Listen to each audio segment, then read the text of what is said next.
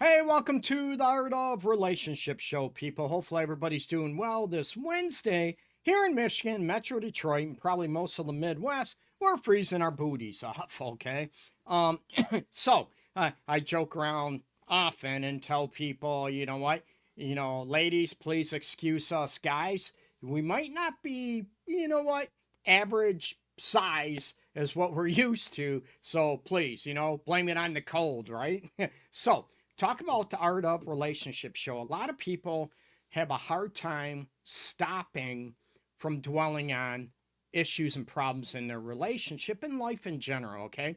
So I'm going to dedicate this episode to that very thing, right? How to help you stop dwelling on issues in a relationship. And it's hard, right? Especially when most of the couples I work with and people know that, most people, they cheated, okay? One person cheated, the other one person, she cheated, both cheated, that type of situation. Or one, might have filed for divorce. They maybe living together, they want to break up, kick the other one out, want to leave.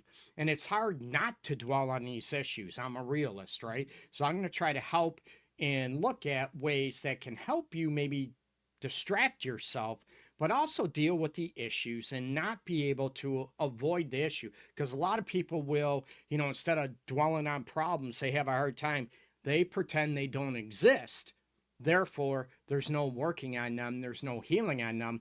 That is not healthy at all. Not at all. I appreciate you. Hey, Andrea, what's going on? Keem, TJ, what's happening, man? I hope people are ended up looking at everything going on. Serena, what's happening? I appreciate everybody tuning in. So, what we want to do is to be able to look at how to stop dwelling from issues. So, we're going to get into that right after the intro. So, don't go anywhere, okay, people?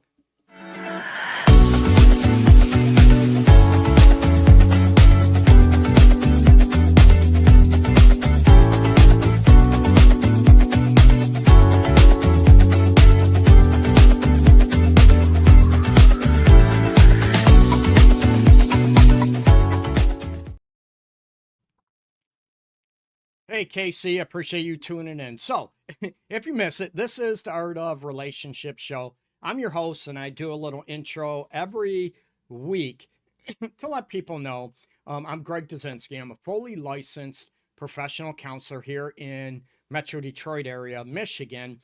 Fully licensed. I'm a relationship and sex specialist and have been for over 22 years now professionally. And I'm also, a lot of people don't realize I do have a lot of grief, a lot of trauma experience, uh, rape survivors, and I'm a man. I'm so humbled by that. I used to work with kids as well where, sexual abuse, moms selling them out for sex, that type of stuff. So, again, I'm not bragging, not at all. That's not me at all. Just letting you know a little bit of background about me and what maybe able to help people with.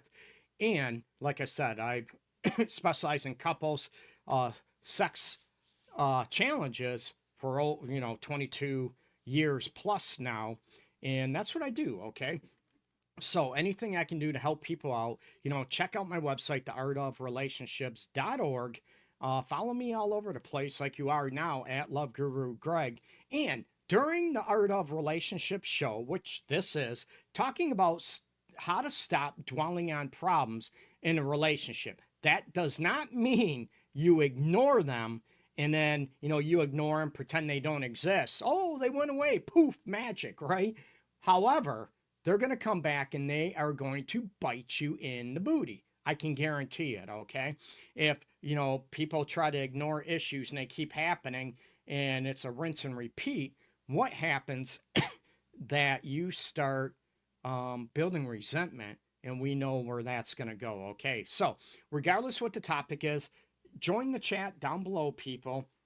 Throw out your questions, your comments, whatever I can do to help people out there solve their relationship, marriage, maybe dating issues that are going on. And again, share the live episode right now on your timeline, on your feed. I'd appreciate it. I want to help as always, help as many people out there as possible with the art of, relationship show. And that's why I do this, to help people out. So hopefully everybody is doing okay and staying warm, especially here in Michigan, Metro Detroit, the Midwest, the East. We're freaking freezing our booties off. Okay. So stop dwelling on problems. And like I said, it's very, very difficult to do when your person, or maybe you are the one that cheated, wants a divorce, wants to break up. I work with couples. You don't have to be married. I work with, actually, I think most of my couples are not married. They live together. They might be engaged, been dating for a while, and of course, married, right? Been together 20 years, 30 years, 40 years. I've had couples that have been together over 60 years in my office. So everybody has different experiences, everybody has different um, perceptions of what goes on in a relationship. Okay. So when there's a problem, like I said, one person might want to stick their head in the sand. Oh, it doesn't exist, it's going to go away on its own. Chances are it won't. Okay.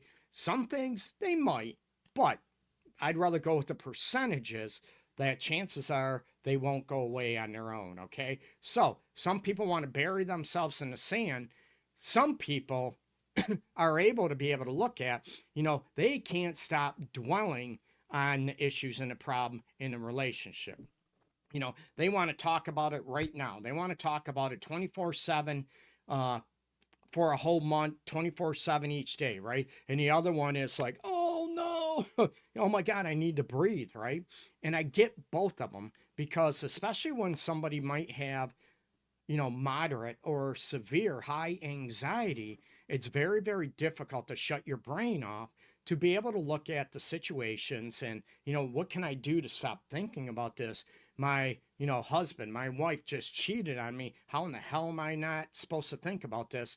And they cheated on someone that they work with, and they're going to work. So I told people I'm a realist. I get it. It's not easy.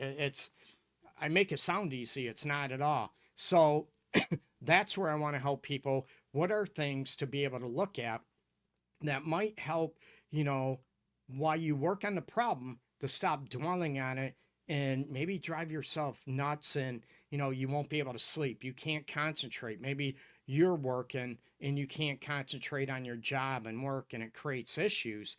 And some people, let's face it, they don't have vacation time or sick time to take off. They just try to, recoup.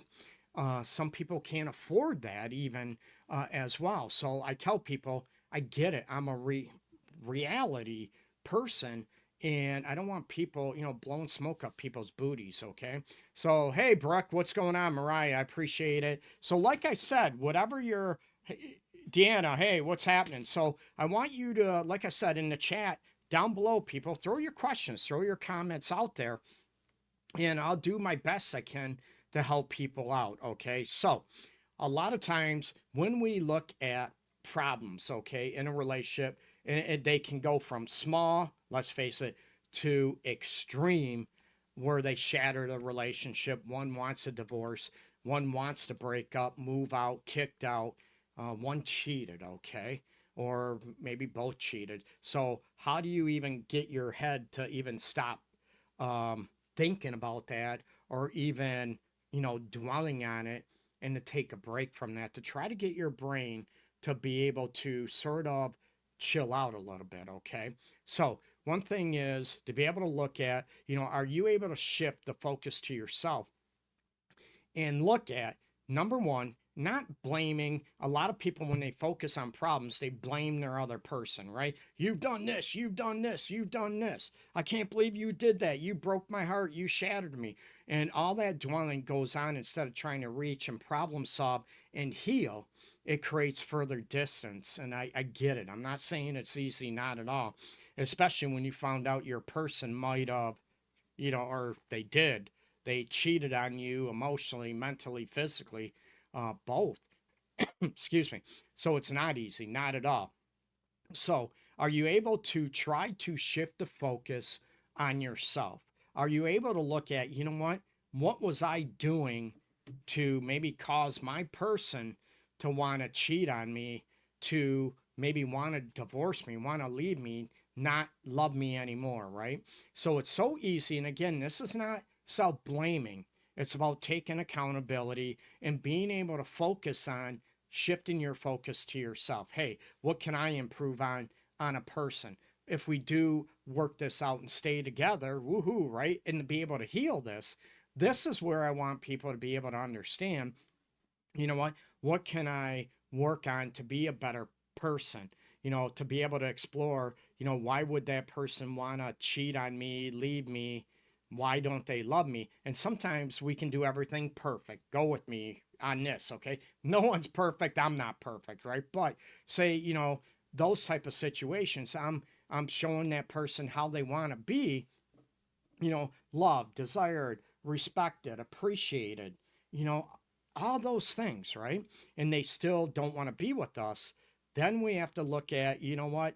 Do they want something different instead of us? But shift your focus on yourself to be able to work on your own personal growth. What can I do to be a better person? Hey, Jesse, what's going on? Be Money, what's happening, man? I appreciate everybody tuning in. So this is where I want people to understand. Oop, let me adjust something right here. Sorry about that, people. I want people to be able to, you know, to focus on what can I do to be able to, become a better person, a partner, when we heal this and try to work together. And what can I do to improve myself? Maybe I lost myself, right? A lot of people might be a stay at home mom, a stay at home wife. They're stay at home dads now, too, that they lose their identity because it's all about the kids, right? Or, so that is where you can shift the focus instead of dwelling on problems to be able to look at those situations that we can shift that focus on a hobby, on something that we might want to grow on. What can we do to maybe we're easy to anger. Maybe we can work or get help on so we don't blow up all the time, right? We don't get ratchety, I tell people, right? We don't go to the extreme to be able to look at that we yell and we attack our person, that we're able to come to them. Maybe we can work on those things too. So that's where I look at those type of situations to be able to stop dwelling on it. Can we sort of focus on ourselves to, self-improvement? Everybody talks about it, right? What areas do you want to go? Do you want to reconnect with friends? Like I said, start a hobby, work on how we can be a better person, in the relationship, in the marriage. That is one thing to help focus on those situations, okay? And again, I tell people, I want to make it very clear, because maybe we could have worked on stuff and our person cheated, they want a divorce, that doesn't justify our person's behavior. That doesn't justify them cheating, wanting to, you get me? Not at all. I want to make that very clear. A lot of people, oh, you blame the victim, Greg. I don't blame the victim, but I hold people accountable to look at, like I said, hey, why would my lady want to cheat on me? Why would she want to leave me? A lot of people won't do that, and they will play the victim role. And it's hard to get away from that mindset when we're dwelling on the issues constantly 24/7 in a relationship. So try to shift the focus on yourself, okay? Another thing that you can work on, a lot of people, it's been around forever, but the last couple of years it's gotten maybe a lot more notoriety because of marketing, everything, right? You see it all over ads and everything.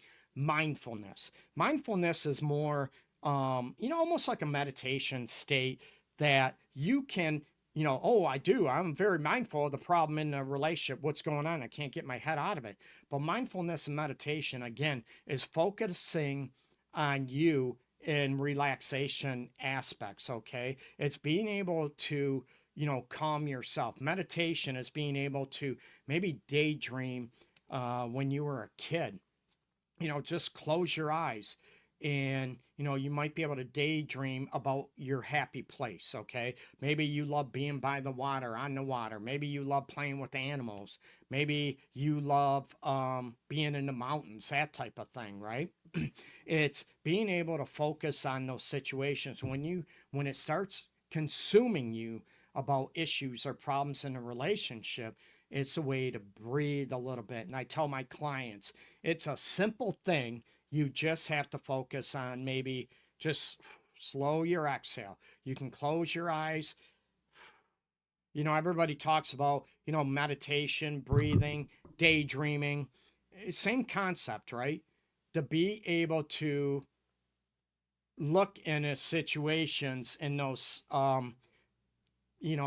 can help you breathe and sort of focus on something that's more positive that brings a calming sense to you. Okay. So that's where I want people to be able to go after and be able to understand what's going on. Okay.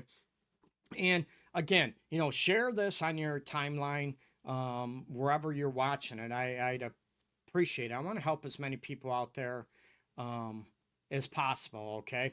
I know a lot of people, on TikTok, primarily, they will, focus on, joking around and stuff like that. But I want to help people, right? I'm not about being disrespected. I don't want people to be disrespected. I love joking around big time, okay? However, I want to help as many people out there, so we try to be respectful, okay? So, folks, shift the focus on yourself, okay? The mindfulness slash meditation calming state, whatever word you want to use, okay? To be able to focus on your calm place. Where is it? Maybe, it's like I said, petting your dog, playing with, being around animals, working at a shelter, being on the beach somewhere, being in the sun, and whatever works for you, listening to music. Meditative state is about being in a calm state to try to take a break from focusing on the issues in the relationship or the main issue in the relationship. Like I said, that doesn't mean we ignore it. Not at all. We don't want to ignore problems in a relationship and pretend that they go away. Okay. Like some people, I call them, I call them three couples of affairs. One of them, I call them the ignorers. They find out their person cheated, man, woman, just as many women cheat now as men. It's never condoned or justified. But what they'll do, they'll blow up, and then the next day, like it never happened. That's why I call it the ignorers. It's going to come back and it's going to cause issues because it's not healed, okay? So, another issue, instead of stop dwelling on issues, this is very difficult for some people. They feel a certain way, right? They are dealing with, man, I don't feel loved. I don't feel in it, appreciated. I don't feel respected. And it's been going on forever and ever and ever and ever. Okay. Hey, Rob, what's going on, man? I appreciate you tuning in, man. I hope life is going smooth. Peace and love to you, man.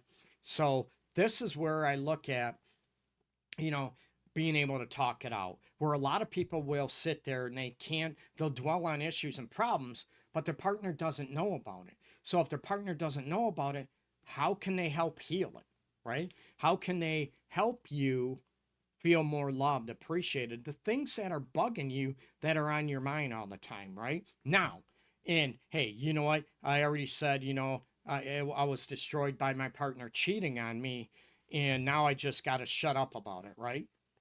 Because my partner said, oh my God, I already said I'm sorry, leave it alone. That don't work that way, people. Not at all, okay? So, that's where I look at, you know what, you have a right to be able to say, man, I'm broken, I'm shattered. I'm not going to trust you again, but you have to look at, I need this to trust you again. I need you to be able to do this to rebuild that trust.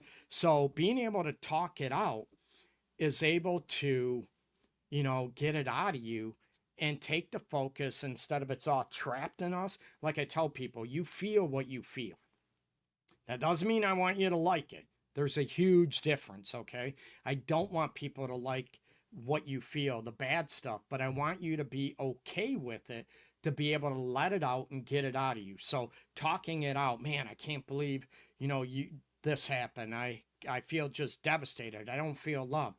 So I want people to be able to talk it out, to be respectful about it, but to be able to take a break from it. Like I said at the beginning, it's easy. There's some people that want to talk about stuff 24/7, nonstop, and their person, it's 3 in the morning, they have to be up at 5 in the morning for work, and their partner, oh my God, you're going to talk to me, you're going to force me.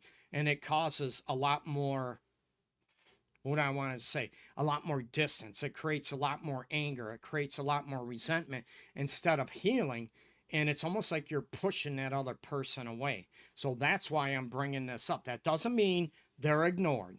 Not at all. That doesn't mean that they're, pretending they don't exist. No.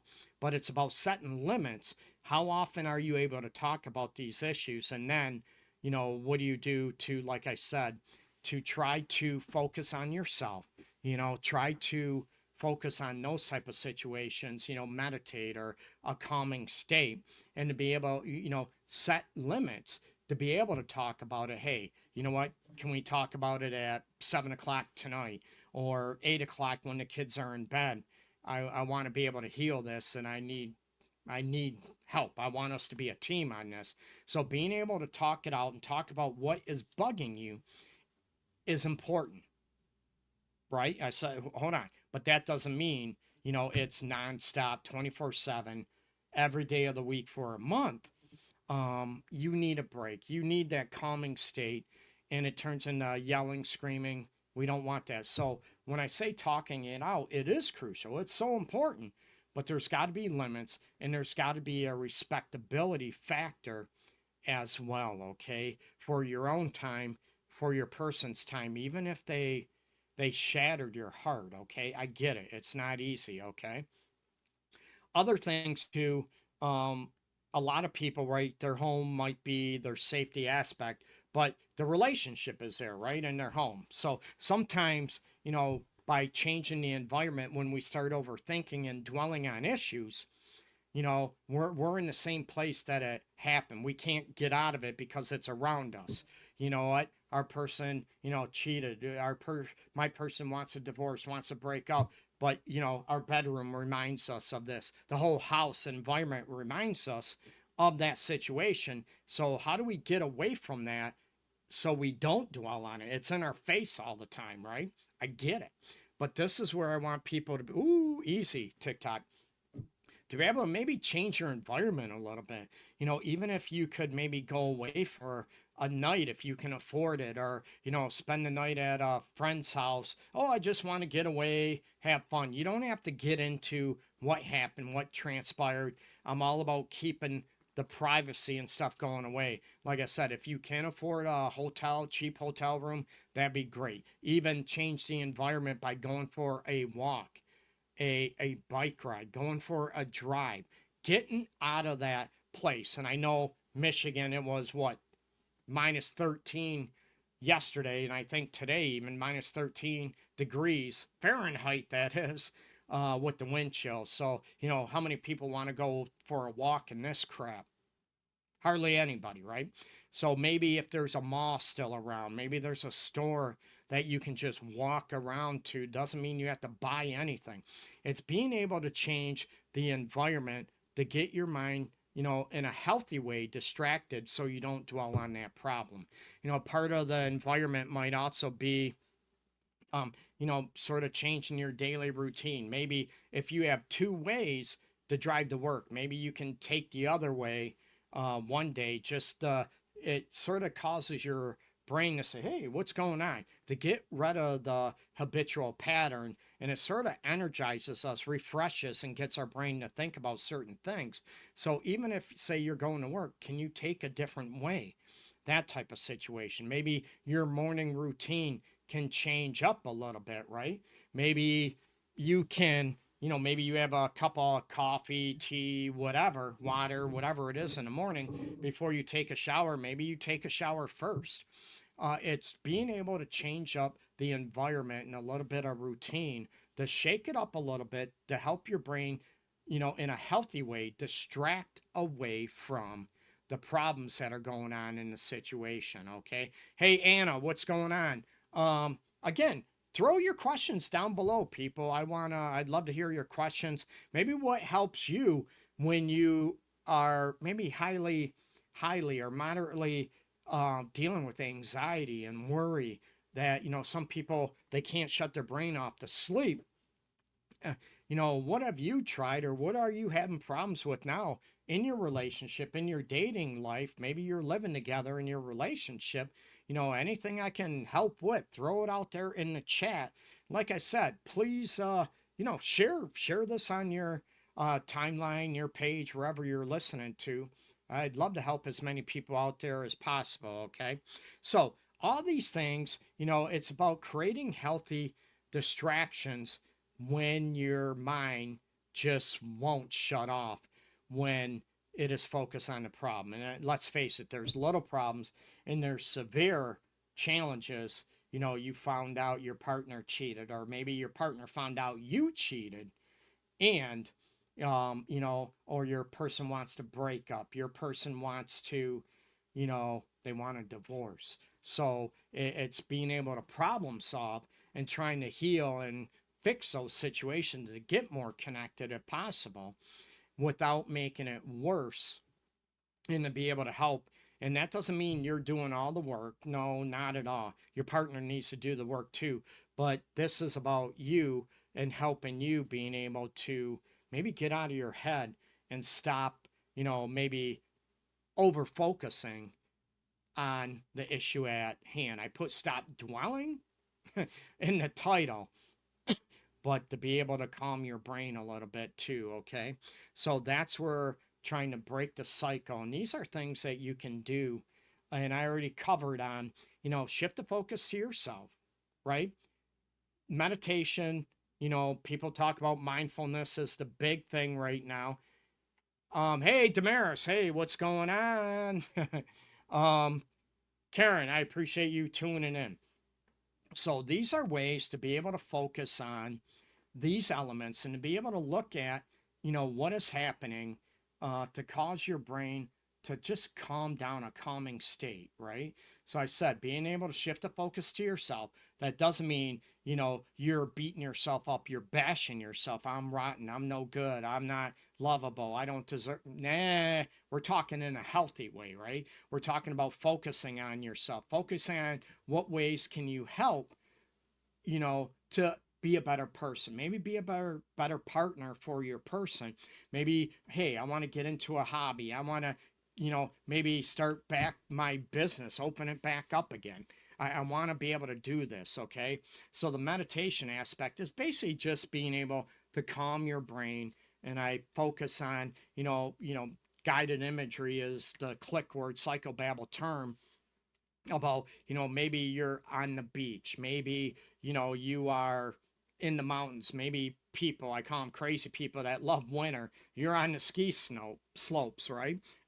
It's whatever works for you. Maybe, being around animals, you love animals. So the calming state is picturing yourself in that state, even though you're not there. That can help break the pattern of overthinking and dwelling on issues. Okay. Talk it out, change your environment. Like I said, go for a walk, those situations. To be able to look at, a lot of people talk about psychobabble, about, reframing your thoughts, right? And I talk about people, being able to look at perspectives, right? That our perspectives can be different, but a lot of people look at that right or wrong, tit for tat, and we only focused on what our person did to hurt us. We're not looking at or focusing on ourselves and looking at, like I said in the beginning, you know what?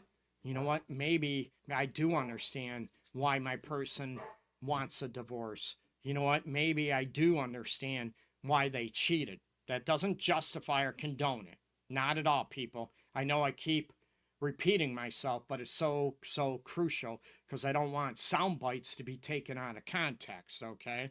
So that's where I look at people being able to focus on, reframing that and looking at, what, instead of focusing on, my person's a jerk, an ass, all this aspect, and I get it hurts, it's challenging, but it's being able to focus on, are you able to maybe reframe your thoughts to be able to look at, what, man, what were they feeling that they want a divorce, that they want to leave, that they want to break up? What were they feeling or even thinking that, caused them to cheat on me, right? again, a lot of people will, it's hard not to get, to get out of that victim state, to be able to look at, I can't believe they did this. They shattered me. And it's shattering. I'm not saying it isn't. It just shatters your whole world.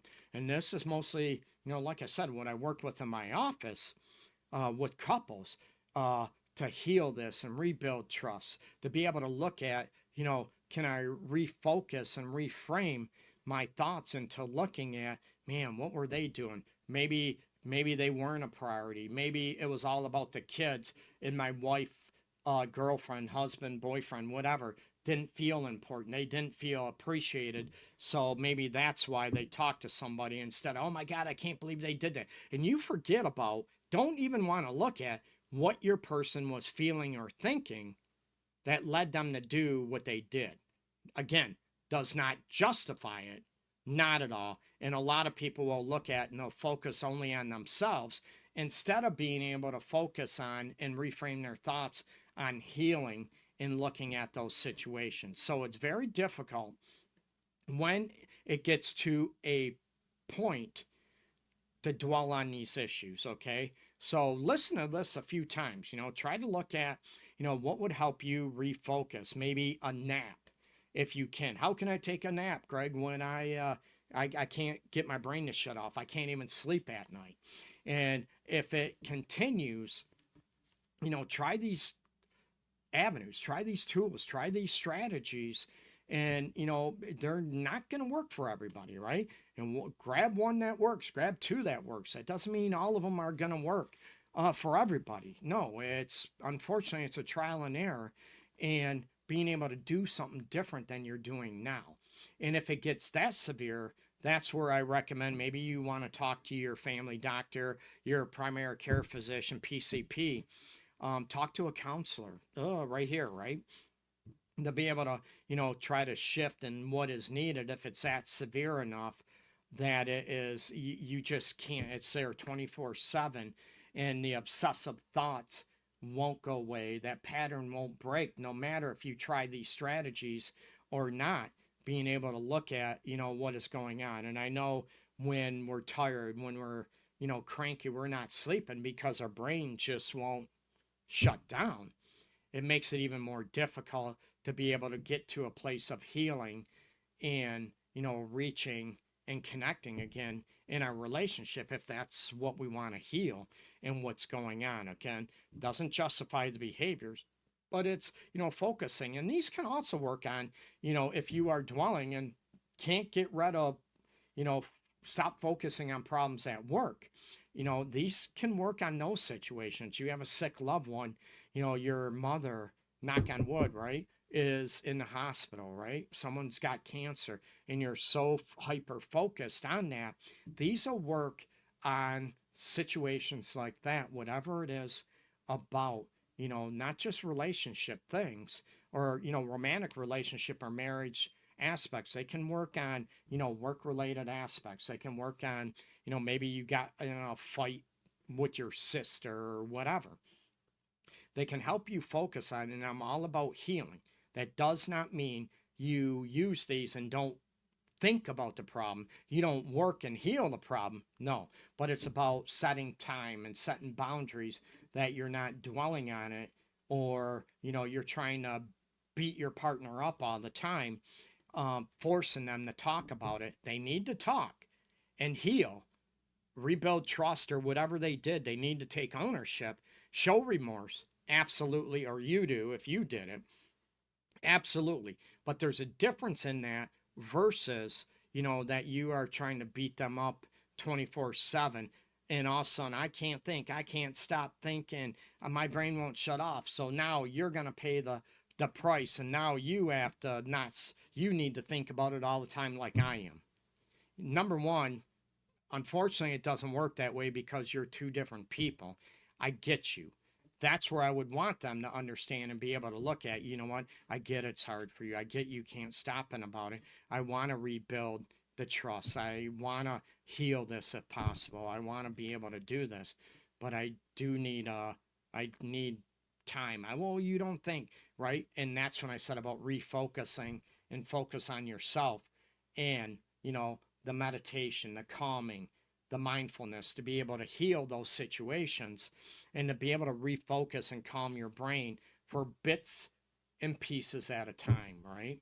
So try these, implement these aspects, and I'm hoping they help. And like I said, if they don't help, then maybe talk to your primary care physician, your doctor, family doctor, talk to a counselor, me, if you want. Anything I can do to help. Again, check out my website, theartofrelationships.org. I do have self-help courses about healing after an affair, reigniting your relationship if it's in the toilet, a premarital course as well. And I wish I don't have them on now, but I got Love Intentionally and Stop Hate gear, sweatshirts, shirts, all that stuff. So check it out, theartofrelationships.org. And I'd be very flattered. I appreciate your time watching, viewing this. You catch the show every Wednesday, 12 noon Eastern Time, the Art of Relationship Show.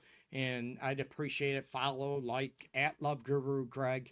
You can find me every social media platform out there. Clapper is another one too, as well. So, peace and love, everybody. Take care, and please stay warm. And let's keep promoting love out there and stop hate. Okay? Peace and love. Take care, everybody. Bye bye. Bye bye. Peace.